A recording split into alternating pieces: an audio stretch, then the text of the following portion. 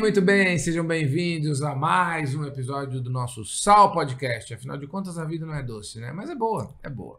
E a vida hoje tá muito boa, mais boa do que nunca, né? Melhor do que nunca, mais boa. Mais boa. É que mais bom tá Parece certo, eu viu? falando lá. Mais bom tá certo. Mas é feio. Mas quando você fala mais bom do que ruim, não nesse caso. Né? Então, professora de português.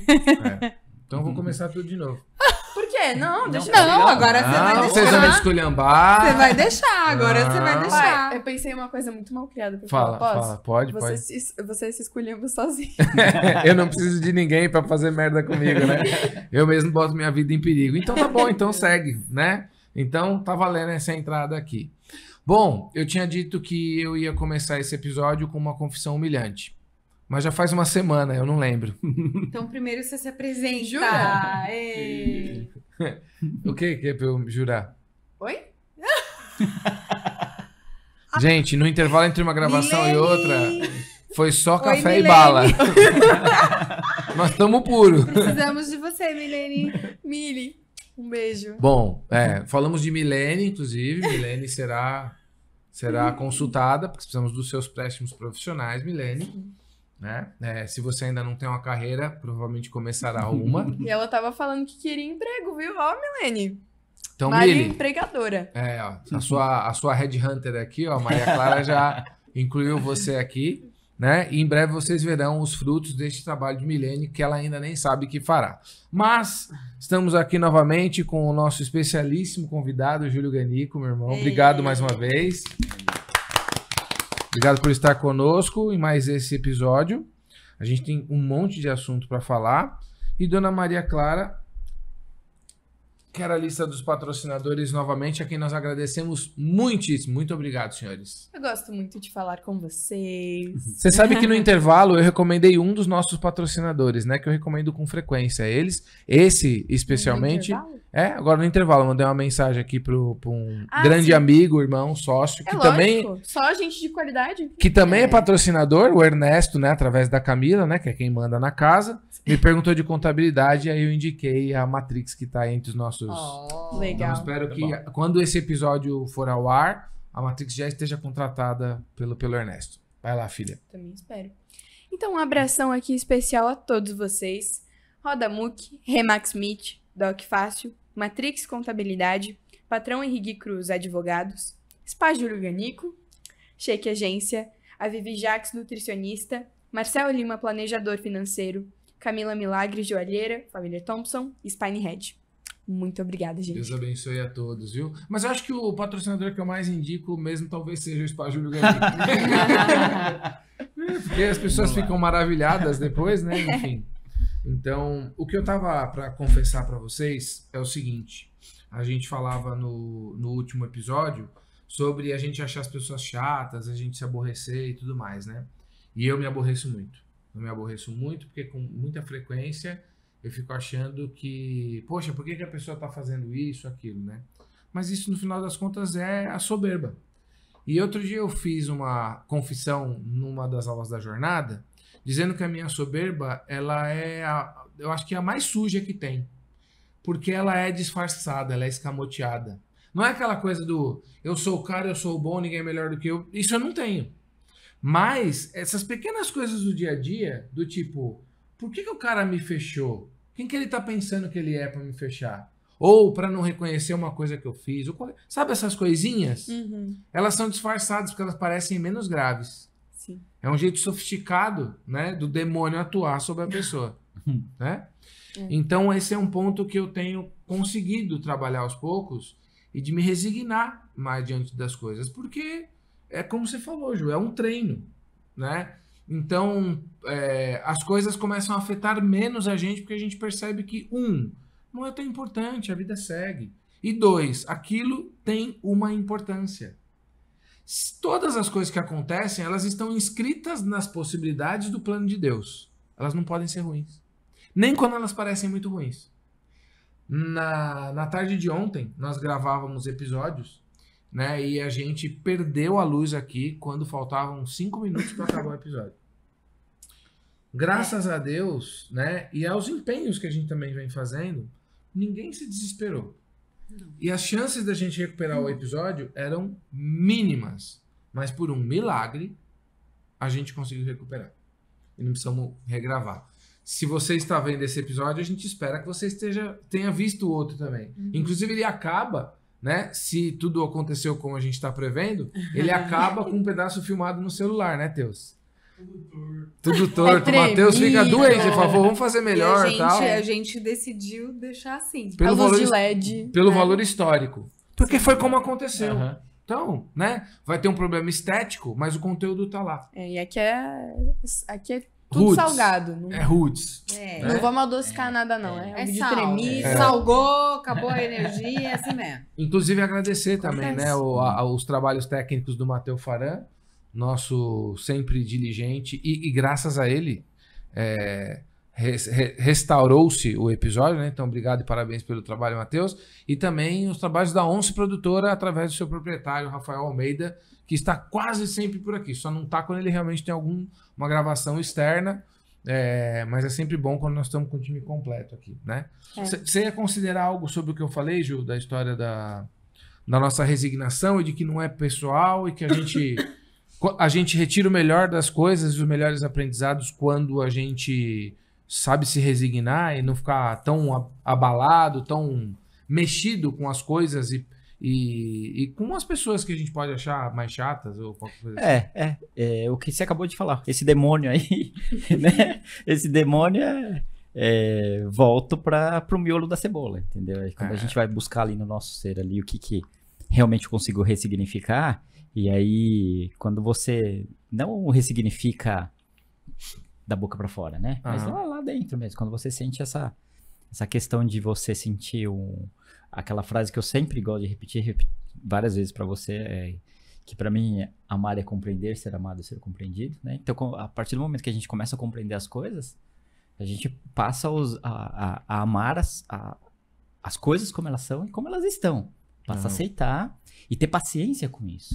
Porque o que eu tava falando pra Mônica também, assim, a prática que eu preciso ter é com a minha própria paciência. Porque às vezes eu tô impaciente com algumas coisas e eu acabo jogando isso e rebatendo, né? E de forma desnecessária, porque... E se for o último contato da vida que eu tenho com essa pessoa? Tô perdendo uma grande oportunidade de repente, ter um último contato muito bom, né? É verdade. Então, esse ano mesmo, eu tive muitos últimos contatos com pacientes meus. É mesmo? Uau. E aí, eu sou muito grato, porque todos esses últimos contatos foram muito valiosos. Porque eu soube estar presente naquele momento. Se eu não soubesse, eu teria me arrependido de muita coisa, né? Então, há 2 semanas mesmo, perdi uma senhorinha que ela, né, era muito querida, estava toda semana lá. E aí eu fiquei lembrando desse último contato que eu tive com ela na semana anterior, né? Uhum. E então é nesse sentido que eu coloco, né? Porque o tempo todo, as coisas que vão acontecendo na minha vida, eu tenho que ter paciência para lidar com todas as situações. E paciência que eu digo assim, até numa coisa boa, eu não posso ir afoito com muita ansiedade. Eu tenho que ter paciência. Né? Eu tenho que curtir aquilo. É igual assim, deu um vinho, vou tomar. Não faz sentido. Mas peraí, se eu pegar o vinho, peraí, deixa eu pegar a melhor taça. Deixa eu pegar... Por exemplo, eu não tomo vinho, não sou entendedor de vinho. Uhum. Então, mas assim, a partir do momento que eu começo a entender o valor daquilo, degustar aquilo, não precisa ter ansiedade, não é porque é ruim ou porque, né? Então, até para as coisas boas a gente tem que ter paciência. Você tem uma pergunta dupla para te fazer. Como que você atender tantos velhinhos, que eu sempre vejo os velhinhos lá, né, no spa, ajuda você com a sua paciência? E como que você lidar tanto com a morte ajuda você a entender sobre a vida? Porque você perde muita gente, né? Muito, muito legal essa pergunta. Isso me ensina pra caramba, né? Então... Só entregar isso aqui pro Matheus rapidão. Matheus, por favor, segue o jogo aí. Vida rolando aqui. Então, a gente... Porque assim, quanto mais a gente vai tendo essa experiência de vida, eu vejo que, de acordo com a medicina chinesa, a gente vai se aproximando muito da nossa essência com o elemento água. E aí o elemento água tem a ver com o cinza e com o medo. Tá. Então é natural que a gente vai envelhecendo e vai ficando mais medroso. Com os rins? Então, com os rins e com o medo, né? Nossa. O sentimento é o medo.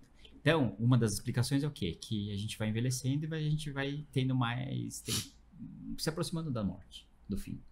E isso lá dentro fica incomodando a gente com medo.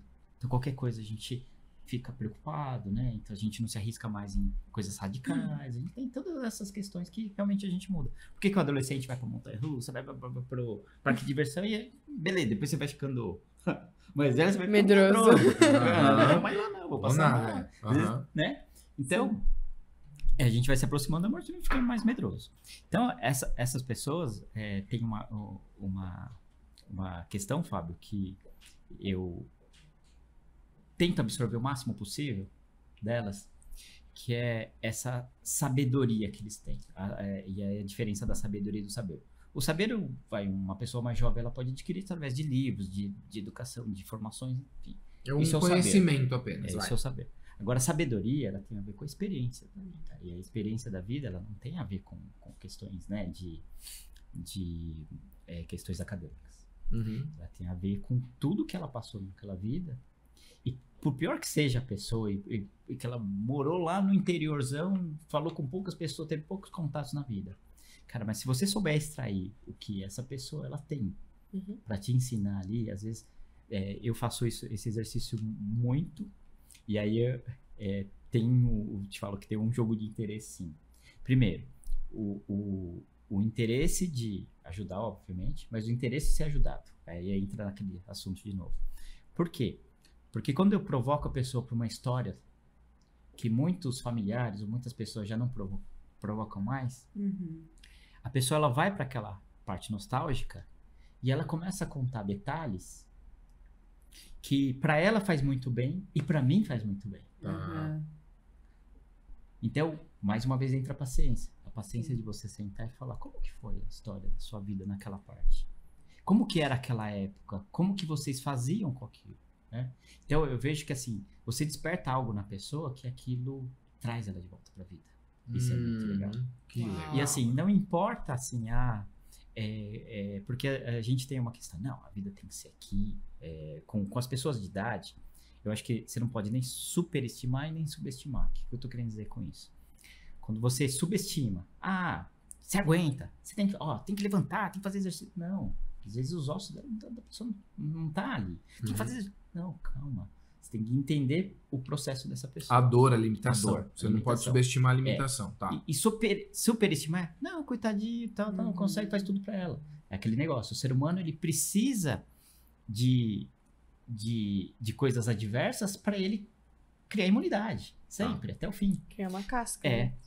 Então, quando você começa a dosar essas questões e você começa muito a puxar pela experiência, e aí eu poderia fazer uma experiência agora aqui com a gente, só para Sim, que sim. já deve saber. Mas eu gosto de fazer isso muito lá no spa, quando as pessoas vêm com uma questão emocional, que eu acho que isso ajuda muito.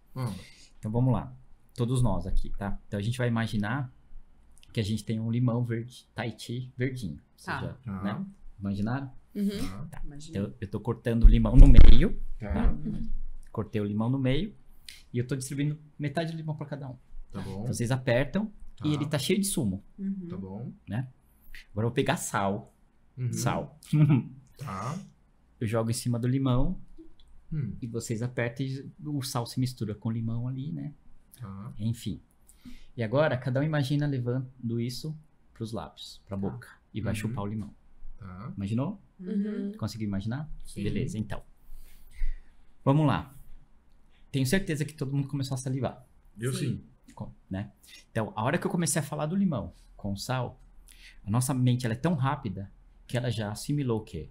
O sabor azedo com o ácido e com o salgado que entrar. Imediatamente ela já começou a produzir glândulas salivares para defender e para controlar isso, ok? Só que se a gente fala assim, poxa, vocês sentiram o sabor mesmo do sal e do limão? Não sentiu. Olha, colocou na boca. Uhum. Vocês imaginaram? Só Sim. tem um probleminha, não tem limão nenhum aqui, Então, né? eu tô salivando até agora. Eu também. Mas tem um limão, né, então?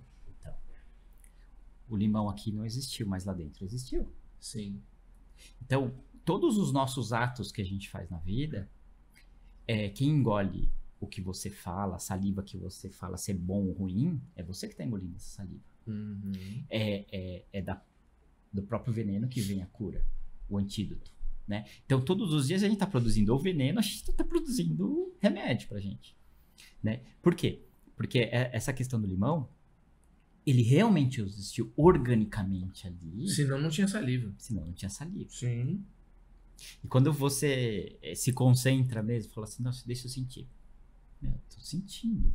Como que louco é isso? Mas tô sentindo e não existe aqui. Você vai no cinema, é uma imagem projetada numa tela, mas É. seu coração palpita, sua lágrima cai, né? Tá acontecendo, Tá né? acontecendo. A mente Isso. humana não sabe a diferença, Exato. né? Ela não sabe a diferença. Então, é isso aí. Essa questão do nosso interior ali, quando a gente começa realmente a entender que a gente tem um grande laboratório aqui dentro, Uhum. que todos os dias a gente pode produzir muito cortisol, muita adrenalina, ou de repente muita serotonina, ou, né? A gente começa a ter a saber controlar isso, a treinar para produzir isso. Uhum. Igual serotonina. Se você acorda todos os dias de manhã, sai correndo por meia hora, transpira, sua, aí você senta na calçada ali e toma aquele solzinho daquele bem-estar, você fala assim, nossa, que delícia, né? Ter feito esse exercício. O que acontece? Imediatamente, 5 minutos depois que você suou ali, você está produzindo serotonina. Aquele momento que você está sentando na calçada, quer dizer que seu corpo está produzindo serotonina. Por isso que deu bem-estar. Uhum. E precisa do que para produzir serotonina? Você precisa treinar. Você fez o treino. A nossa mente é a mesma coisa. Se você treina ela, você está produzindo. Tá. Né? Então, a nossa mente, ela vai ali. Às vezes, você olha no celular, você recebe uma notícia que muitas pessoas saem daqui e vai dar dor de barriga. Por quê? Porque vem uma notícia que, às vezes, a pessoa ela já fica preocupada sem saber o que está acontecendo, né? Ela já antecipa ali. Então, o organismo, ele reage muito rápido ao que a gente produz, ao que a nossa mente produz. Então, quando a gente começa a treinar, a gente começa a entender melhor como que a gente funciona. A gente sabe que, por exemplo, eu tenho muitos pontos fracos organicamente que eu sei que quando, peraí, isso aqui me deu um frio na barriga, isso aqui me deixou, peraí, eu tenho que ficar nesse estado, né? E se eu ficar alimentando esse estado, cada vez isso vai piorar. Ou eu vou entender e construir um outro estado. Qual é a saída? Eu tenho que entender a saída. E eu vou construir a saída. Então, assim, se eu ficar naquele estado, eu vou indo pra baixo. Não tem jeito. A gente sempre tem opção, né? É que a gente às vezes não sabe que tem, não lembra que tem opção, né? A gente não lembra porque aquilo nos apavora tanto, Uhum. que é a questão do pânico. O pânico, ele te paralisa. Uhum. Te paralisa. E conforme ele te paralisa, você cada vez mais vai tendo sensações no seu corpo de taquicardia e sensação de morte. Só que daí depois, e tudo isso tem a ver com o seu mental. Aí depois que você passa por aqui, você fala, caramba, você vai no médico, faz exame, você não tem nada. Organicamente você não tem nada. Mas peraí, por que dispara aqui? Né? Então, porque tudo antes de acontecer no físico, inevitavelmente ele vai acontecer no mental. Isso é inevitável. No mental, no emocional, Né? nos dois, né? Por exemplo, quando você tem um desejo, eu quero ter um carro de tal marca, de tal cor, né? Você fala, desejo ter um carro de tal marca, de tal cor, de tal modelo. Uhum. Aí, de repente, eu chego na sua casa e falo assim, nossa, Fábio, que carro é esse? Tal cor, tal marca, tal modelo. Antes de ele existir lá na sua garagem, no plano físico, Uhum. ele existiu na sua cabeça, porque você desejou, Sim. você construiu aquilo e de repente, Julio, tá lá na minha garagem o carro. E é tudo na nossa vida. Se você parar pra pensar, tudo acontece na parte mental antes de acontecer na parte material, Sim. física. Sim. Então a nossa mente também para as coisas emocionais, existem várias coisas externas que vão acontecendo e que isso é a força da natureza e que, por isso que eu falo assim, não adianta você querer combater os seus sentimentos. É perda de tempo. Não tem que combater os sentimentos, você tem que domar os sentimentos. Domar é o quê? Aprender a lidar com seus sentimentos. O sentimento funciona diferente para cada um. Uma pessoa que é elemento água, ela vai lidar com o medo de uma forma, a pessoa que é elemento fogo, ela vai lidar com a ansiedade de outra forma, com a euforia de outra forma, a pessoa que ela por exemplo, o elemento madeira, ela vai lidar com a raiva de uma outra forma.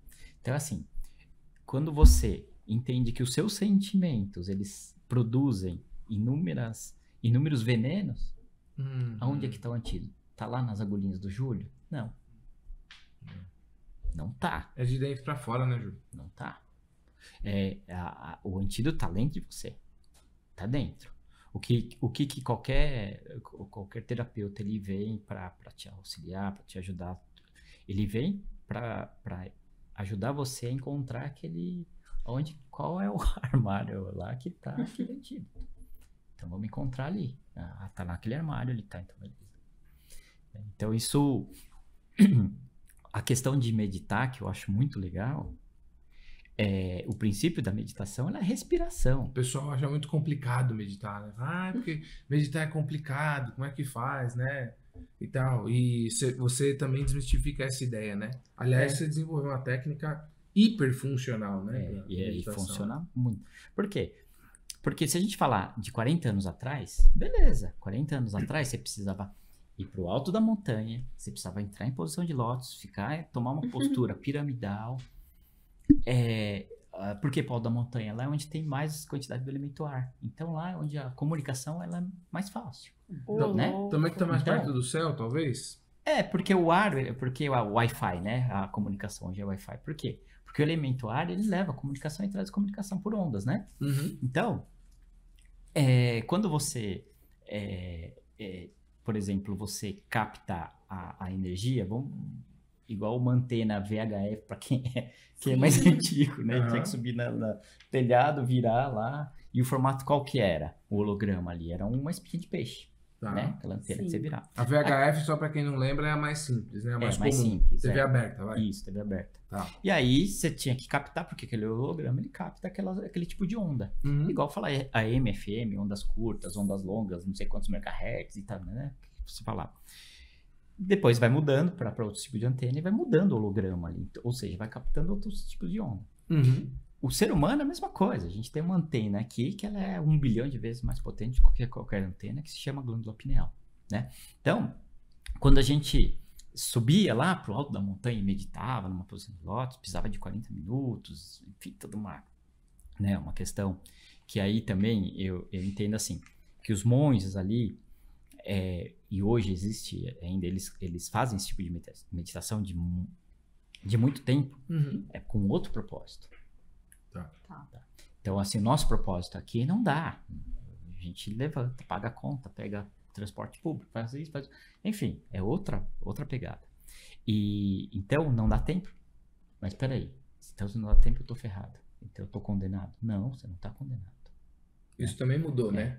A forma também mudou, né? É a mesma coisa se você falar assim, Júlio, o mundo hoje tá ferrado, as pessoas todas são ruins. Não, contrário. Uhum.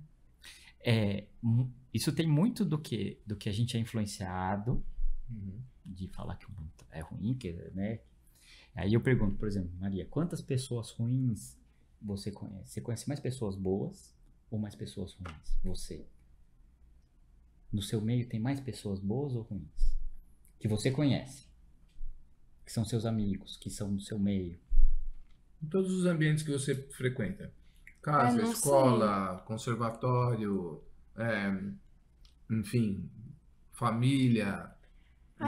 É difícil falar isso, porque acho que a maior parte dessas pessoas, assim, eu não tenho um contato tão aprofundado. Mas com quem você mas tem? com quem você tem? Com quem Essas você tem? pessoas são boas ou são ruins? Boas, eu acho. A maioria, não é? Mais boas do que ruins. Uhum. Então, se a gente... Você também? Você Sem também? dúvida. Também. Sem Eu dúvida. também. Flagrantemente. Então, se a gente falar assim, não, mas o mundo é de pessoal. Peraí. Não, as pessoas... É isso. Então, muitas vezes a gente É vai... que o mal é mais barulhento, às vezes, né? E o que você falou também da antena, depende de o que minha antena capta. De como você capta. É.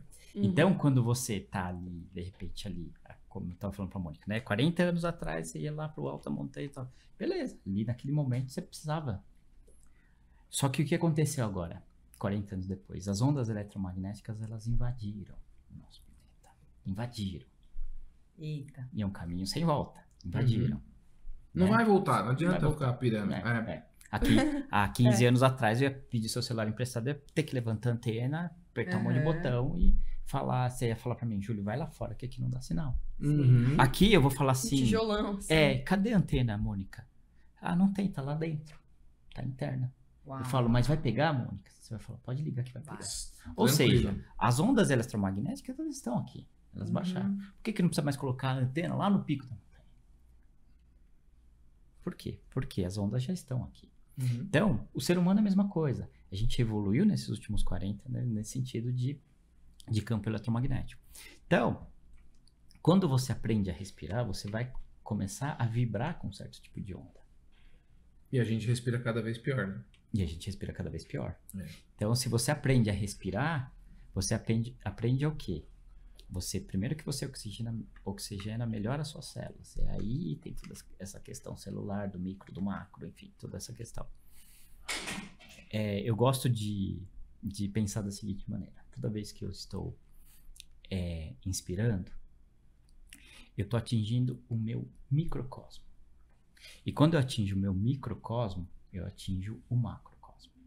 Se a gente fosse falar, em questão mais religiosa, a gente não dizem que a gente foi feito à imagem e semelhança do Criador? Uhum. Então, o microcosmo é a mesma coisa que o macrocosmo.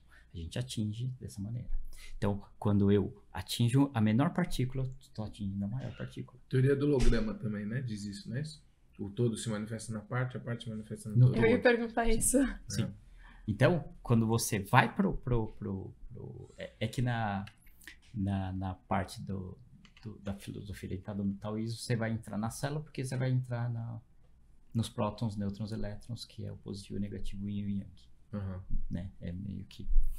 Bom, mas resumindo, quando você inspira, você vai estar oxigenando melhor o seu corpo, o seu micro, que aí você atinge o macro. Então é um caminho assim meio que muito interno mesmo, sabe? A questão da respiração, e ela vai atingir todos os seus campos. Então, o seu campo que tem a ver com a raiva, que tem a ver com a ansiedade, que tem a ver com medo, enfim. É isso. Eu tenho duas perguntas muito importantes. Só a respiração e a meditação daria um episódio. Com certeza. né? Nossa, sim. Né? Aliás, se você tem interesse de saber mais sobre essas coisas, você pode também adquirir a websérie do Equilíbrio. Porque o livro ele é resultado de um conjunto de entrevistas, né, de conversa que a gente fez. Eu sou suspeitíssimo para falar, mas foi muito legal. Né? A gente fez a maior parte lá na sua casa, né? O Rafa que está aqui fazendo os trabalhos técnicos, o Paulo Mans, que também é sócio desse estúdio aqui, onde você também pode produzir os seus conteúdos. E aí a gente produziu o conteúdo em vídeo, esses bate-papos que depois viraram livro, né? É bem legal. Né? Então, até pedi pro Matheus, obrigado pela água antes, Matheus. E vamos colocar no link o acesso pro Equilíbrio. É muito legal. Mas eu queria fazer duas perguntas. Eu tenho 3 perguntas ainda que eu preciso encaixar no fim da nossa conversa. Você é um cara que estudou e trabalhou, o que já é bastante raro, porque a gente sabe que entre os caras das terapias orientais, né, dos acupunturistas, quiropraxistas e por aí vai, alguns poucos foram beber na fonte no berço, certo? E você esteve em Tibete, Índia, China e Japão, salvo o melhor juízo. Sim. E Inglaterra, pelo menos, foram horas na Inglaterra, não? Não, foram 15 dias na Inglaterra. 15 dias, tá. Ele é praticamente o Doutor Estranho, né? Então, quem dera, né? Alguém que tenha estudado nesses lugares já seria alguma coisa, digamos, rara. Não é muito comum de você encontrar. Mas você não só estudou nesses lugares, você trabalhou nesses lugares. Inclusive, você ganhou um bom dinheiro no Japão, pelo que eu me lembro. Né? E sem querer ficar dando spoiler, porque não é essa a questão, você voltou do Japão porque estava ficando rico demais. E não era esse o objetivo. Certo? Uau. Pode parecer muito estranho para você, mas é isso. Que também dá para ver no livro. Agora, tendo conhecido essas culturas... Japão, China, Tibete, Índia é tudo a mesma coisa. O cacete. São culturas bastante distintas. Você conheceu aquelas culturas e conheceu essa brasileira. Tem alguma coisa que é muito diferente entre elas e alguma coisa que é muito comum, que atendendo gente você percebeu assim? Sim. Lá no Japão, uma das coisas que eu mais observei é o seguinte. Eles são pessoas fisicamente muito parecidos, japonês, eu falo, né? O caminhão de japonês, tudo igual, né? Mas é assim, o que eu percebi? Que todos os japoneses, a maioria não tem cabelo preto lá no Japão. Eles têm cabelo cor de salsicha, loiro, Eles tinge. Tinge. Aham. Ah, tá. Tinge o cabelo. Muitos fazem bronzeamento artificial, né? Por quê? Porque um país, eu fico pensando, quando todo mundo é muito parecido, eles querem ser diferentes. Essa foi a primeira coisa que, nas minhas reflexões, porque eu levei uma só para fazer reflexões sobre, né, o que eu estava aprendendo lá, foi que, assim, o ser humano, ele luta por uma igualdade, mas no fundo ele quer ser diferente. Entendeu? Lutamos por uma igualdade. Mas no fundo, tem uma coisa no ser humano que, se for todo mundo igual, alguém vai falar, não, tá todo mundo igual. Alguma Eu tenho coisa, que ser diferente. alguma coisa Senão do cara eu diz não pra ele, vou- você é único e é pra ser. Exatamente. Tá. Então, uma das coisas que eu percebi lá no Japão é essa questão da questão física mesmo, né? Por isso que, assim, o Japão é um lugar que lança muita moda, né? Por isso que todas as top models vão lá pro Japão. Sim. Porque o Japão, você usa roupa de artista de palco na rua. E ninguém tá nem aí. Você sai de pijama na rua lá pra ir buscar o café da manhã. As pessoas, assim... Isso eu achei muito legal. Porque na questão de moda, cada um faz a sua e tá tudo certo. Outra questão que eu achei muito legal no Japão é a educação, que é impressionante. A questão da educação dos japoneses é ímpar. Não tem no Tibete, não tem na China. A China é bem diferente mesmo.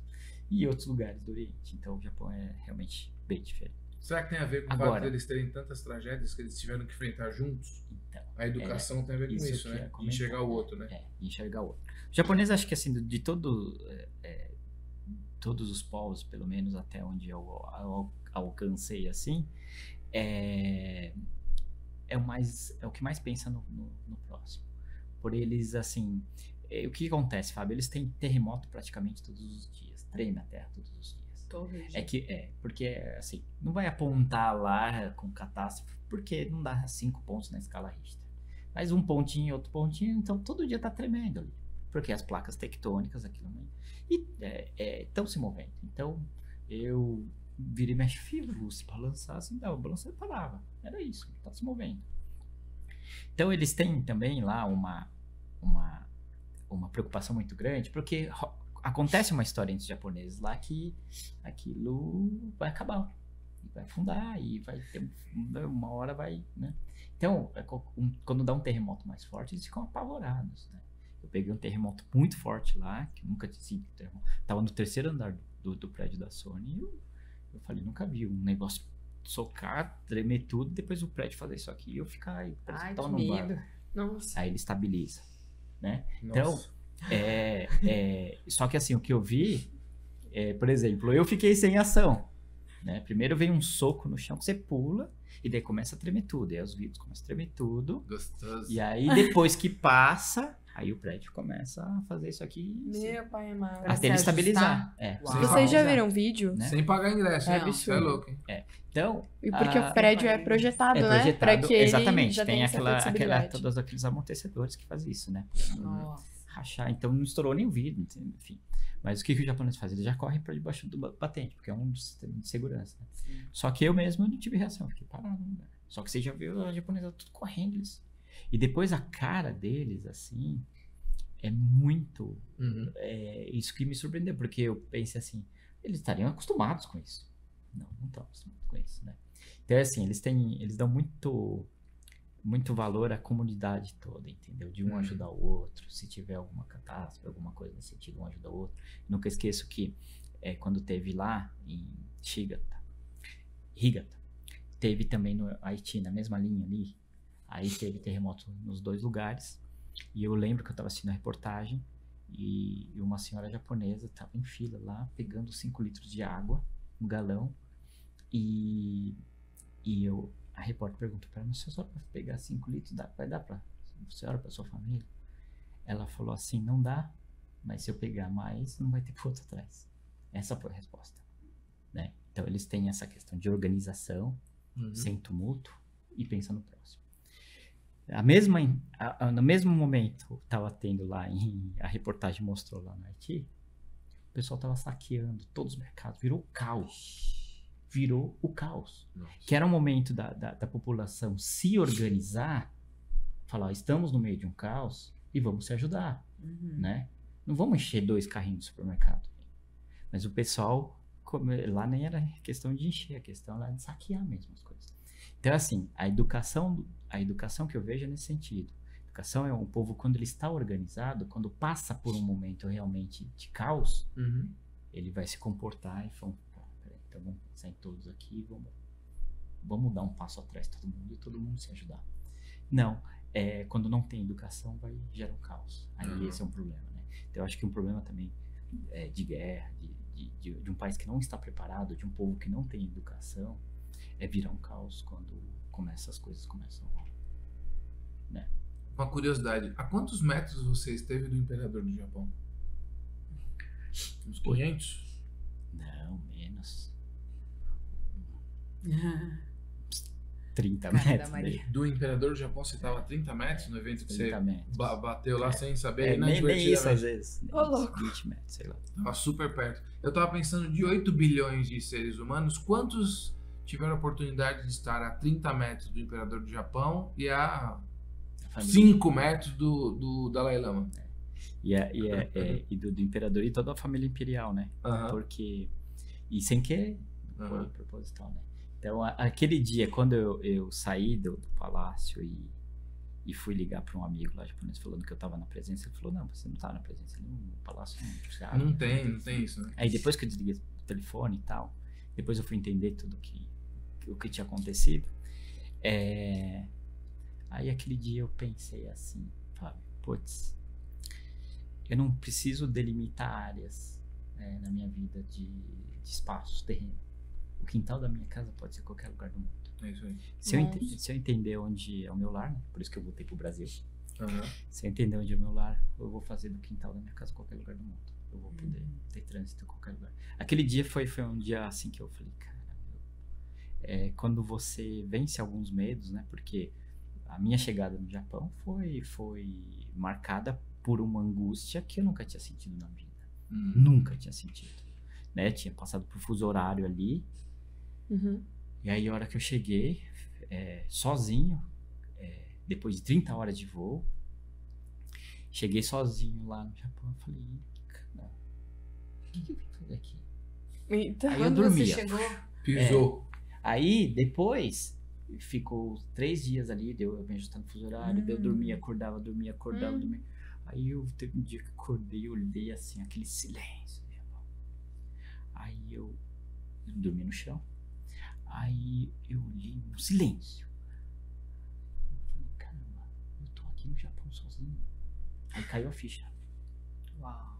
Aí eu literalmente sentei e chorei, né? Chorei de uma forma muito intensa e angustiante mesmo, sabe? Foi uma dor que eu nunca tinha sentido. E aí, a dor do quê? O desespero. Eu falei, o que eu vim fazer aqui? Aí começa a vir, você vê como que são as emoções, o pensamento, né? Se acontece alguma coisa com meu pai, com a minha mãe, se acontece alguma coisa com os meus amigos, com meus irmãos, enfim. Começou a passar um monte de coisa catastrófica e que aquilo ia me jogando, me deixou tão angustiado que eu falei, o que eu fiz agora? Eu tô no mínimo 30 horas da minha casa, se acontecer alguma coisa com alguém, não vai dar tempo, sabe aquela coisa. Aí, foi tão forte isso que eu nunca tinha sentido, sabe quando você chora compulsivamente, aquela que você não consegue nem respirar? E daí eu lembro que eu bati assim no chão, assim, meu, cara, que pesadelo, e é real, né? Eu tô aqui mesmo. Eu tô aqui mesmo, eu fiz isso, eu provoquei isso. Aí não, eu tenho que me acalmar. A única forma de eu me acalmar é eu meditar. Pô, mas eu não tenho nenhum incenso para acender aqui. Aí começou a vir um monte de coisa na minha cabeça. Aí veio uma coisa que pra mim é fortíssimo. Veio um pensamento assim: Júlio, cuide agora, faça o que está ao alcance das suas mãos. O que não está no alcance das suas mãos está no alcance das mãos de Deus. Você acredita em Deus? Então, assim, sua família, seus amigos não estão mais ao alcance da sua mão. Está nas mãos de Deus. Então faça o que tiver ao alcance das suas mãos. Olha que forte isso. É muito forte. Aí eu peguei na hora. Ninguém tá me esperando. Eu tava 3 dias, abria a porta da casa, olhava lá pra fora com medo de sair e voltava. Não ia até a esquina. Abria, voltava. Nessa hora, depois desse dia, veio, depois dessa angústia, veio essa força tão grande que eu fui lá, troquei de roupa, destravei a bicicleta, catei a bicicleta e fui conhecer a cidade. Que eu falei, ninguém tá me esperando aqui. Eu posso voltar a hora que eu quiser, que minha mãe não vai estar me esperando aqui, ela não vai estar preocupada comigo. Olha que louco, porque preocupada ela já tá, desde quando eu saí. Sim. Aí foi, aí eu comecei a andar de bicicleta para conhecer os lugares e tal, eu fui no mercado. E eu tinha que falar em japonês. E aí começam os desafios. Cara, agora não tem vergonha. Ou seja, todo o seu orgulho, toda a sua questão de você falar que você sabe das coisas, você não sabe nada. Acabou. Agora é onde você vai ter que se virar. Aí eu fui e comprei um potinho desse. Acho que isso aí eu não contei pra ninguém. Comprei um chauanzinho, que era uma travessinha, sabe? Sei. Um chauan. No mercado lá. Comprei um incenso, que eu achei que era o senko mesmo, em japonês, né? E aí, mas como que eu vou enterrar isso aqui? Como que eu vou ficar? Putz, fui logo sal grosso. Coloquei sal grosso, sal. Coloquei o sal grosso, coloquei em cima da geladeira. E aí, acendi lá, tal, deixei o incenso ali, né?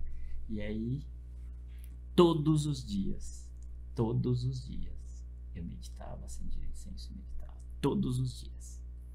E aí que provocou a minha volta. Porque, como você falou, tava indo tudo muito bem no Japão. Eu tava morando sozinho, porque 7 meses depois. Por que 7 meses depois? Porque os 3 primeiros meses você acha todo mundo esquisito em Paris. Do 3º ao 6º mês você começa a acostumar e fazer os mesmos hábitos que eles têm. E depois do 7º mês você começa a gostar e até pensar em ficar. E é hora de você fazer as malas, porque senão você tá... E a reflexão que veio foi muito forte. Porque daí eu fui meditar, eu tava atendendo muita gente. Sim. Tava rico, né? Tava com a agenda lotada lá. Um japonês no Japão ganha 1.000 ienes por hora. Eu ganhava 9.000 por hora. 9.000 por hora. Porque eu atendi 2 pessoas. Um japonês ganha 1.000 ienes por hora. Porque um brasileiro normalmente ganha menos.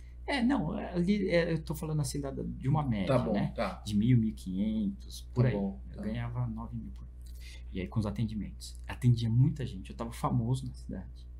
Muita gente passando comigo. E a minha agenda que eu tinha levado de anotação pessoal virou uma agenda mesmo profissional, atendendo tanto quanto atendia aqui. E aí, ganhando muito e tal, e morando sozinho, no país mais seguro do mundo, em questão de, né, tendo uma vida. E eu comecei a ser assediado pelas meninas que estavam ali, que moravam, que eu fiz amizade ali. E aí começou a ficar perigoso, porque eu falei assim, ó, se eu acabo me envolvendo com alguém aqui, vai ficar fácil. Porque primeiro que eu moro sozinho, é muito fácil falar, vai dormir comigo lá. E eu sempre fui muito prudente com essas questões, né? E aí, poxa, de repente ela vem aqui, esquece uma mala, 2 malas, que tá morando comigo, daqui a pouco ela fala, olha, tô grávida e seu filho vai ser japonês. Aí... Olha que passou na minha mente.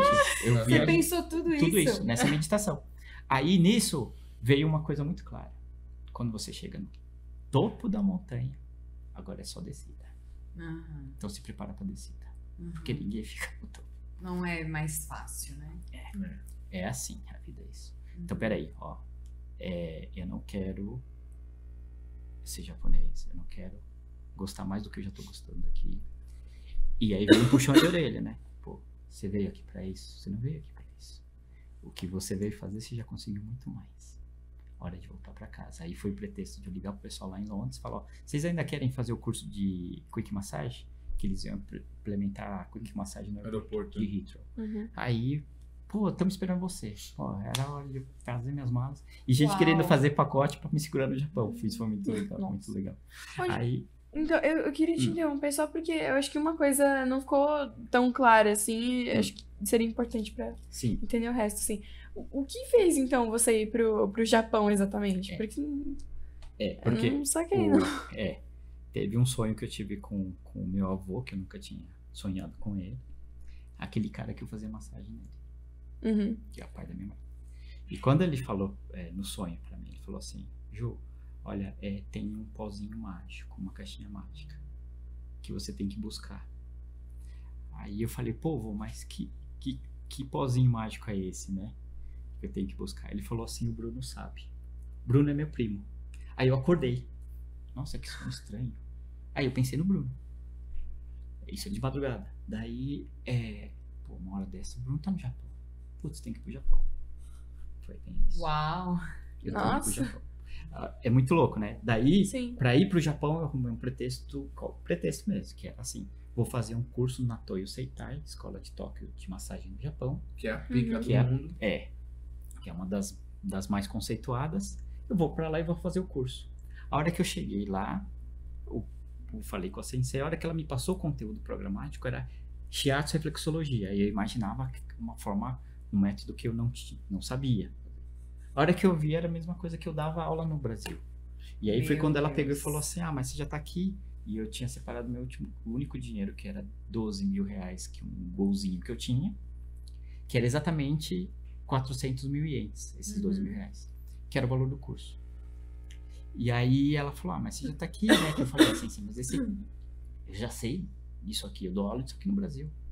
Daí ela usou aquele termo, pô, mas você vai ter o certificado. Daí eu falei pra ela, olha, eu nunca fui em lugar nenhum atrás de certificado, eu sempre fui atrás de conhecimento. Eu vim aqui atrás de conhecimento, então eu não vou fazer. E aí que muda toda a trajetória do Japão. Aí muda toda a trajetória, quando um cara bate na porta do meu apartamento, falando que tá travado da coluna, e que ele falou, pode ajudar meu amigo lá? Eu falei, pô, posso ir agora, tal, né? Então, você é acupunturista no Brasil? Sou. Mas agora? Não precisa ser agora. Eu falei, não vou fazer nada, vamos agora. Depois socorri o cara. Aí depois socorri o cara, ficou bom. Esse cara era um diretor lá da Sony. Depois ele me chamou pra atender toda a galera lá. Daí é assim que eu comecei a atender. E é assim que eu comecei a ganhar muito dinheiro lá e comecei a ficar famoso como acupunturista lá. Que da hora. E aí, o que é interessante, né? Que quando eu tava nessa última meditação, que eu levei esse puxão de orelha, você chegou no pico da montanha agora. Daqui pra frente, você vai pensando, tá? E sem... Porque assim, Mônica, é muito interessante na nossa vida. Na minha adolescência, é claro que eu com os meus complexos, eu falava, pô, eu queria que um monte de menininha ficasse olhando pra mim. E não olhava. E naquele momento, lá no Japão, eu tava sendo muito assediado, como eu nunca fui assediado. Porque não eram várias que estavam. Então, eu assustei. Não tô acostumado com isso, né? Não tô acostumado com isso. Mas peraí, nesse momento que eu podia ter, é onde a gente sempre fala, né, Fábio? O poder tá quando você pode, mas não precisa. É que tá o poder. Aí eu falei, mas não preciso disso, não preciso ficar trazendo isso pra cá. Não faz sentido. Né? Não vim pra isso, né? Não vim pra isso. Daí isso pode me trazer um problema depois. Né? E aí foi quando nessa meditação que daí eu levei esse puxão de orelha e falei, não, agora é hora de fazer as malas e voltar. Olha que louco isso. Aí eu entendi aquela frase que veio lá. Faça o que tiver ao alcance das suas mãos, o que não tiver ao alcance das suas mãos está no alcance das mãos de Deus. Tudo que eu fiz no Japão estava ao alcance das minhas mãos. Eu atendi muita gente com as minhas mãos. Atendi muita gente. Virou uma agenda mesmo profissional de eu estar atuando com as minhas mãos. E aí, por isso que, quando eu fui lá naquele tempo, quando eu já estava para voltar do Japão, Japão, que eu contei a história. Sim, Eu no falei episódio assim, anterior. que a única coisa que eu falei, vou pedir o quê? Poxa, que as minhas mãos sejam mágicas.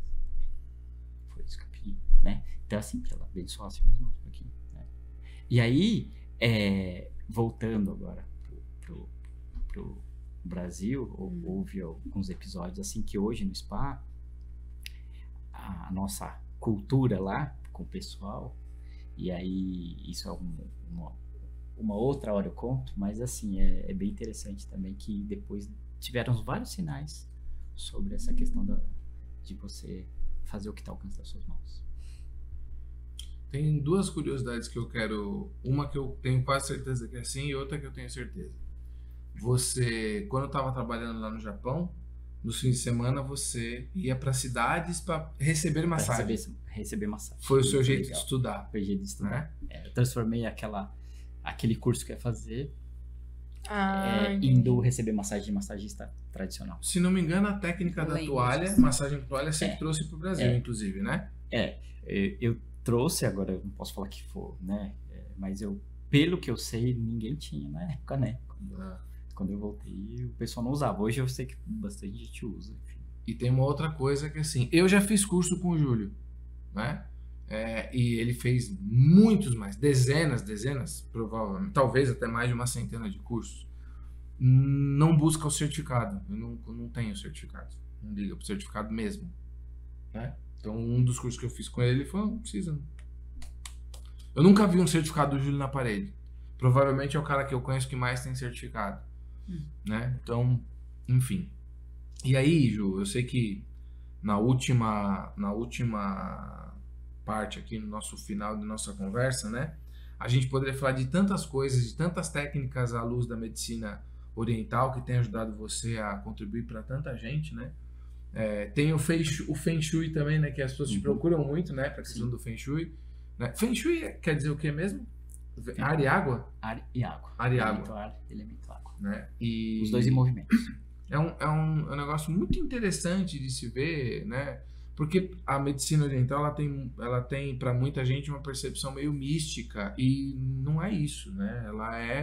Ela é um conjunto de estudos, inclusive muito mais à luz da física propriamente dita. Então, quando você fala, por exemplo, da questão dos meridianos, das agulhas, aqui, você tem que ter um conhecimento anatômico gigantesco, né? Para entender os caminhos, né? Os organogramas do corpo, né? Por assim dizer, né? Você sempre fala da questão da alimentação, muitas vezes você pergunta, né? Tá comendo muito doce, tá não sei o que assim e tal, como é que tá o consumo de água, tá bebendo água, não tá bebendo água e tal. E eu sei que uma coisa que você tem olhado bastante, talvez seja não só um elemento, mas o alimento mais fundamental, que é a água, né?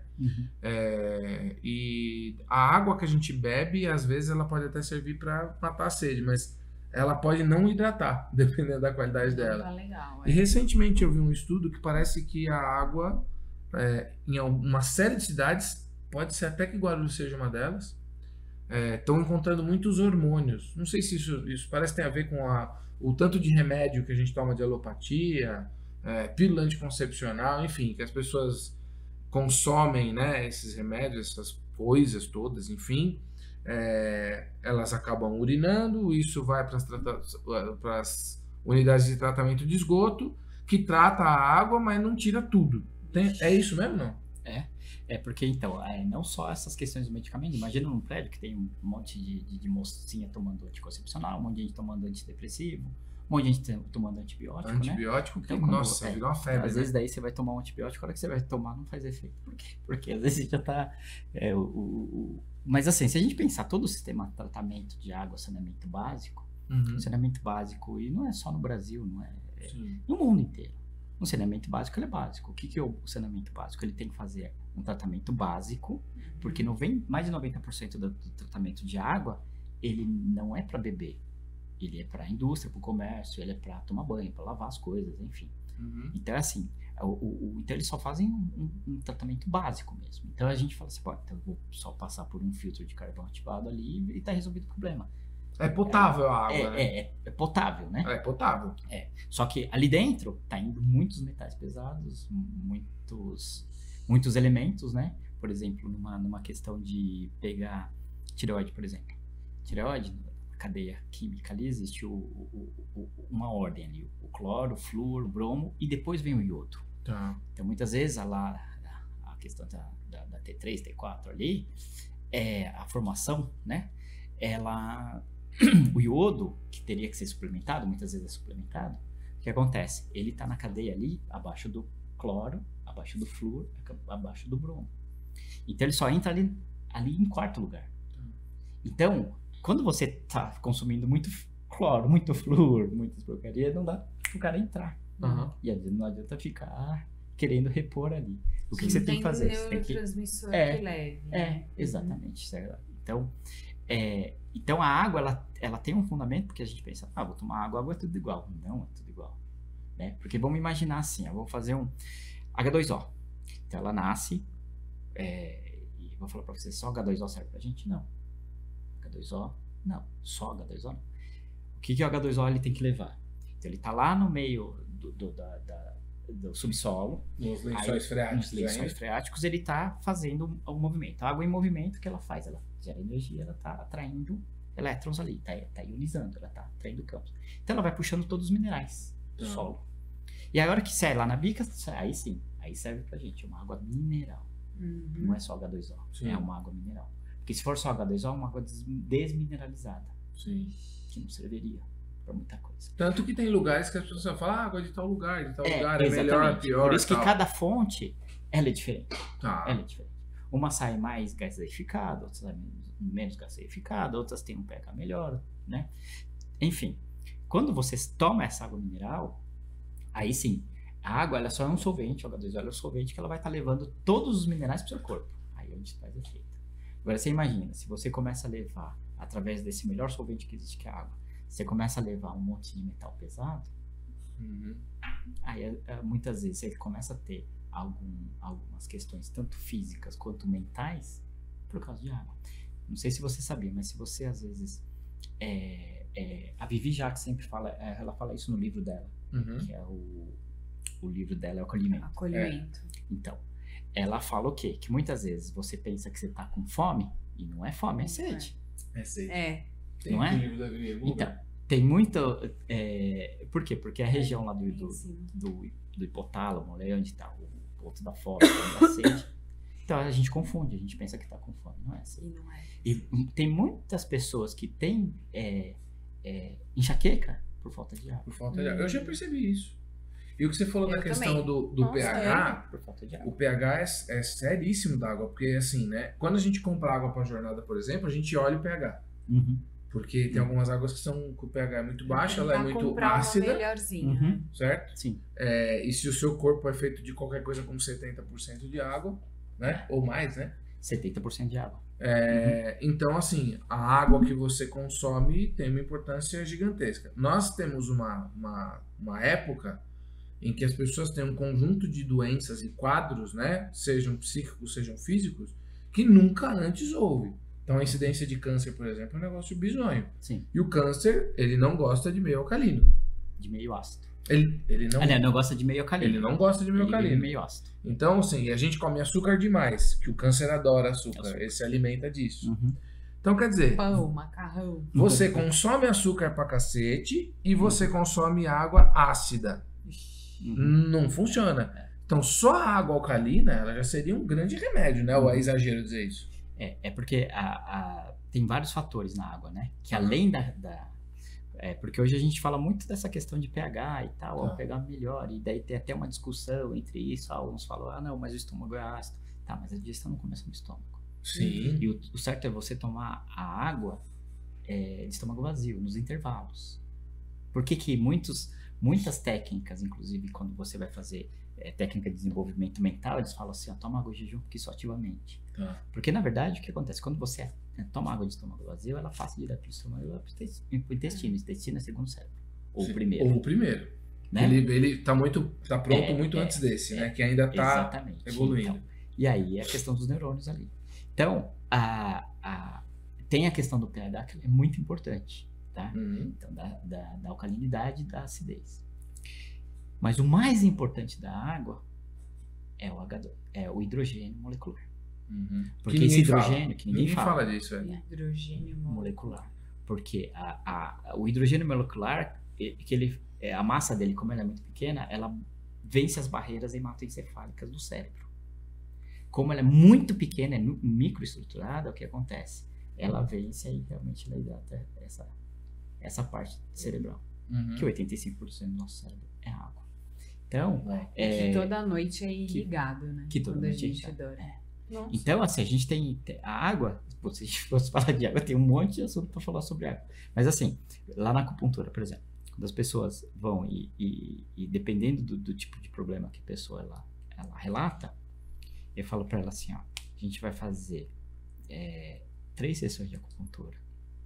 Porque eu faço hoje, faço daqui 7 dias e daqui 15 dias. Tá. Só que durante esses 15 dias você vai tomar pelo menos 1,5 litro de água boa. 1,5 litro. O doutor Ribeiro fala muito da água. Água boa. Se não for boa, você tem que tomar. Não adianta tanto. Né? Eu falo pelo menos 1,5 litro de água boa. Por quê, Mônica?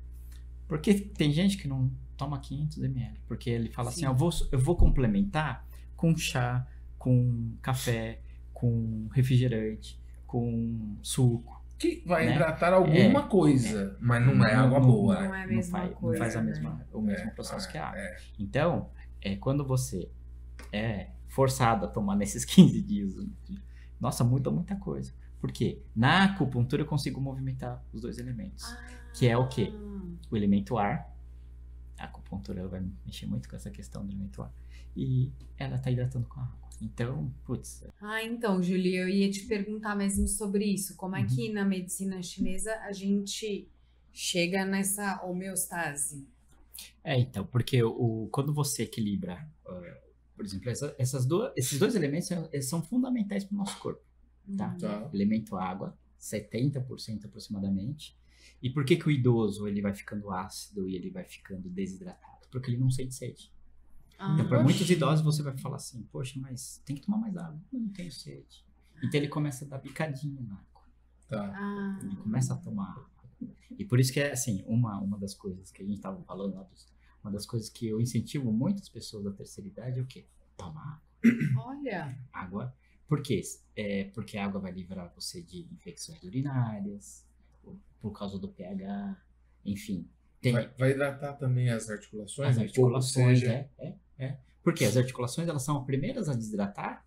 Por quê? Porque a hidratação ele tem que ser roubado para o cérebro e para os órgãos vitais. Sim. Tá. Né? Então, quando você começa a hidratar melhor, as suas articulações vão responder de uma forma significativa. Então, para a pessoa da terceira idade, ela tem que ter essa disciplina. Quando você vai tomar remédio de uso contínuo, você não coloca até no celular para despertar? Sim. Por quê? Para ele fazer efeito, ele tem que ter uma regra de tantas em tantas horas. O ciclo dele tem que ficar atuando. O ciclo dele tem que ficar atuando, né? Para fazer efeito. Sim, sim. A água, a mesma coisa. Então, por exemplo, se eu falar assim, eu preciso tomar 2 litros de água por dia. Por quê? Porque eu vou eliminar esses 2 litros através de fezes, urina, transpiração. Então, se eu repor isso, o que acontece? 1,5 litro de água. Ali, 2 litros, vai. Então, eu imagino que eu tenho que tomar 7 copos de 300 ml. 7 copos de 300 ml. Então, como que eu divido isso? Eu tomo 3 na parte da manhã, 3 na parte da tarde e tomo 1 à noite. E dá 2 litros e 100. Tá feita a conta. Eu tomo menos à noite para ficar fazendo xixi, né? Levantando para fazer xixi. Qual é o último horário para tomar água para não ficar indo no banheiro? Depende, Fábio, porque tem pessoas que o sistema urinário ele funciona muito bem e segura muito bem. Tá? Pode até tomar água antes de dormir, que vários relatos que a pessoa acaba dormindo muito bem. Então não tem uma regra, assim. Se for para você, cara, cada um ele tem que entender do próprio corpo mesmo, né? Se for para todo mundo assim, o ser humano é uma ciência não exata. Não tem jeito. Cada um é um. E assim, você falou, o pH não é a coisa mais importante, mas como é que a gente faz, assim, o melhor pH para beber água qual que é? Segundo alguns estudos que foram feitos pelos japoneses, o pH é de 9,5. Tá. Por que de 9,5? Porque quando você toma uma água, vamos por 10, 10,5, 11, ela é alcalina demais. Tá. E aí existe um problema que aí vai para outra ponta que desequilibra a balança, que se chama alcalose. Tá. Tá? Então isso pode te dar alguns outros problemas com minerais como cálcio, por exemplo. Tá. Então assim, o 9,5 não é que, poxa, o 9,5 ele não é baixo, né? Não, ele é muito alto. Bom, Ju, até tem águas que tem um pH mais alto, né, de uma ou outra fonte. Eu já ouvi falar alguma coisa assim, né? Nesses casos, assim, essas águas de pH mais alto, tendo pH mais alto, pode tocar ficha que é isso aí. Porque não, a questão não é só o pH, né? Ah, tá. Porque tem algumas águas que elas têm um pH alto, mas ela tem muito sódio também. Então o sódio, ele vai levar, e aí para pessoas que têm, por exemplo, problema de pressão. Não é jogo. Aumenta Aumenta muito o sódio? Aumenta muito. Então tá lá no rótulo também, o bicarbonato de sódio, ele aumenta, né? Nos rótulos tem um monte de coisa lá, né? De vários índices, né? Tá. Então, assim, a questão não é só pH de água. A água ela tem outras propriedades, como P negativo, condutibilidade, essa questão de hidrogênio ativo. Enfim, não é só a questão do pH. Então, não é só questão de pH melhor, porque hoje o pessoal fala muito, o pH mais alto é melhor. Depende. Depende. Tá, beleza. Você, por exemplo, tem um aparelho que produz na sua casa. Eu Acho que o Luiz Roberto tem também aquela água japonesa, né? Essa Kangen. Kangen em japonês significa de volta à origem. Ah, tá. Então eles usaram uma nanotecnologia, isso já faz 50 anos atrás, que eles fazem um processo de eletrólise de água. Aí é muito interessante, que além de filtragem eles fazem eletrólise. Ela adiciona minerais? Não. Isso que é legal, porque Eu quando estudei isso adiciona... na escola. A questão é de você dividir o positivo e o negativo e ser atraído e separado todos os metais pesados e ser descartado. Tá. Lembra que a água é um solvente que ela carrega? Sim. É um transporte. Então, boa parte daquela água, 30%, ela tem que ser eliminada. Entendi. Para ficar água boa, realmente. Então, os minerais bons, eles vêm para cá e os ruins, eles são eliminados, como os sulfatos, os cloretos, os carbonatos, eles são eliminados. O que fica? O magnésio, o potássio, o manganês. Tá. Né? Então, essas... aí é que onde existe realmente a água, ela vira uma baita vitamina, vamos colocar assim. E você sabe que da água que você deu pra gente, a gente percebe uma diferença nela parece que na densidade. A Mônica até falou que a Mônica era mais que a água era mais clara, parece. O xixi também muda. Ele é leve, né? Uma coisa... É muito diferente. Você usa essa água você tem usado para uma galera, assim, junto como tratamento, assim, você tem dado essa água? Isso daí me ajudou muito na acupuntura, né? Porque Bom, você água e ar, você resolve a água, equilíbrio meridiano.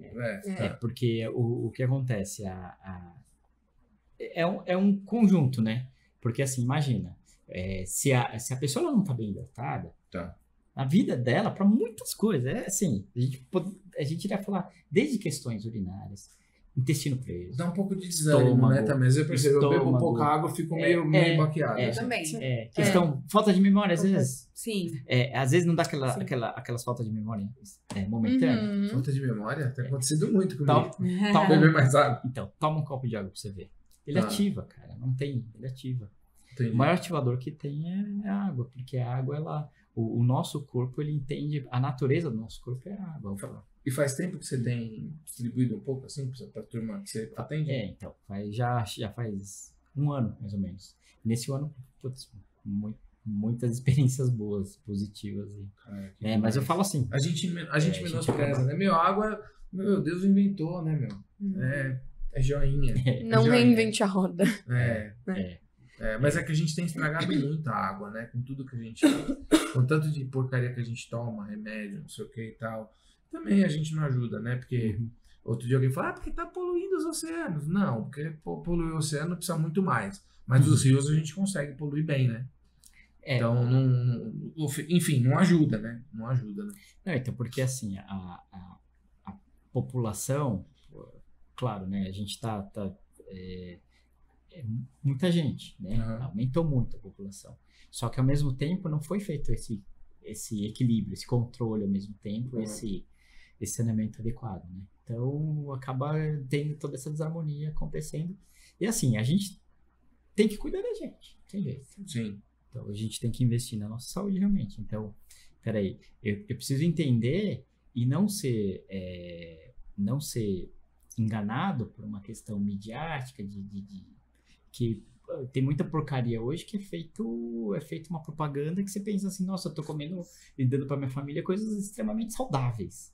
E a hora que você vai ver, mesmo que Não tá é por nada trás daquilo, Não é. você tá sendo enganado, Sim. né? Você tá sendo enganado, porque é muita porcaria.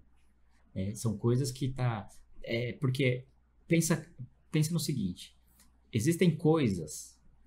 Por que muita gente não consegue tomar água? Porque ela não tem componentes que são drogas que te causam vícios. Que ela não dá tanto prazer, né? Então, se você vê a questão da indústria alimentícia, é o quê? É colocar muitas coisas que te causam vícios. Sim. Sim. E aí vai ficando cada vez mais gostoso, cada vez mais viciante comer Sim. aquilo. E a hora que você vai ver, você já tá viciado naquilo. E aí você vai morrendo, amiguinho! Só que a hora que você Ai, vai que ver horror. o que tá por trás daquilo, ele não é nada saudável. É. Ele é extremamente prejudicial. Só que quando a gente começa a entender que algumas coisas que não causam vício, né, gente? Mas que a gente... Porque tem coisas assim. Eu quero isso. Tá. E tem coisas que, assim, eu preciso disso. Na vida não é só o Eu que eu nunca quero. vou É o que eu esquecer. preciso. Então. Eu nunca vou esquecer de quando você falava pra mim. Eu lembro de quando você falava pra mim. Quando acho que nem tinha o Guilherme e a Cecília. Nem tudo que é bom é gostoso. Nem tudo que é gostoso é bom. Então, é muito disso, né? E a gente tem feito, principalmente, assim, acho que na questão da alimentação, isso fica muito explícito. Que a gente tem tornado um prazer ao invés de uma necessidade básica, né? Então, eu percebo, assim, que a gente come, todo mundo isso, né? Acho que nem todo mundo, né? Quem tem a oportunidade. Come Sim. pelo prazer e não pela necessidade em si. Esquece da nutrição. Sim. Bem verdade. Porque quem tem a necessidade de fato, quem não pode, tipo, ficar moscando, assim, em relação a essas questões, essa pessoa, apesar da realidade geralmente triste, difícil, ela tá mais conectada com ali um âmbito muito humano dela, porque ela não tá comendo ali, porque é gostosinho, porque eu prefiro esse ao invés desse. Não, tá comendo porque precisa comer. Então, algo no espírito dela, no âmago dela, se fortalece em meio a esse processo que não é o mais adequado, digamos assim, porque se refere a uma dificuldade, né? Mas... E a gente tem que tomar cuidado com essas questões que você está colocando, porque tem muita armadilha, né? Então, eu não sei se vocês assistiram um documentário, que ele não está mais na Netflix, acho que mas está no YouTube. Que é um documentário brasileiro, que é muito além do peso. Vocês chegaram a ver esse... Não, mas já ouvi falar. Já ouvi falar também, mas eu não sei. É muito interessante, porque você vê que, independente da classe social, é como que a gente foi sendo manipulado pela indústria. Então, crianças hoje que estão viciadas em diversos tipos de alimentação ruim. Você sabe que eu e o Ernesto brincamos muito, né? De quando tá comendo muito doce, tá alma aflita. Acho que é não é o Dr. Baracá que fala, sei lá. Baracá. Ele falou do quê? Eu tenho a maior raiva desse velho, mano, porque ele me constrange, tá ligado? Porque ele é velho e ele é forte, ele come direito, ele tem a cabeça no lugar, ele me constrange. Mas eu, assim, percebo claramente que essas questões aí do prazer da comida, né? Pra mim é bastante evidente, inclusive... É uma luta sempre, né? Ela vai corroendo as fibras do nosso caráter. A gente precisa olhar mais para isso. Sim, felizmente eu tenho conseguido comer um pouco melhor. Mas esse lance da água aí é papo sério. Precisamos melhorar essa memóriazinha, a disposição. Então, vamos ver com você para botar um treco desse na nossa casa, né? Na água, tá aí um negócio para melhorar bem. Muito bem, estamos no tempo. Então, pô, Ju... Obrigado demais, tinha meu tanta irmão. coisa ainda pra falar. Tinha alguma coisa que eu não perguntei que você queria falar? Não. Então tá bom. Eu que queria fazer um monte de pergunta pra você. Você sabe que eu, um bom tempo atrás, até sugeri, né, da gente fazer uma hora um bate-papo Brasil-Japão, né? É bem legal, hein? Fazer um podcast com o Júlio. Da hora. Porque foi muito legal gravar o Equilíbrio, cara. Puta, que Foi muito experiência, legal. que saudade. Que legal. Foi realmente que dias memoráveis, né? Foi bem legal. Felizmente, pelo menos, ao menos uma vez a cada 15 dias, tô com o meu irmão lá, então já tá bom. Mas o Equilíbrio, ele tá indo muito bem. Tá atingindo muitas Tá à pessoas. venda, né? Que legal, E tá né, atingindo cara? muitas pessoas que, A né? gente vai deixar É o bem link legal. aqui pra Cada quem história quiser. maneira, cara. A gente outro dia descobriu que teve um livro que uma pessoa achou numa casa de praia. Ela foi lá, alugou a casa de praia, né? Foi muito... Tinha um monte de livro, ela pegou o Equilíbrio, começou a ler e falou, não consigo mais parar de ler, tenho que ir embora, Nossa. tenho que desocupar a casa, mas E aí eu não posso mandou levar uma o mensagem livro. lá pra... Mandou lá pro Júlio, lá pro spa. Sério? Falando aqui. Demais. Onde é que eu Que consigo tá- o livro? Aquilo, né? Se inscreve no nosso canal, ativa as notificações.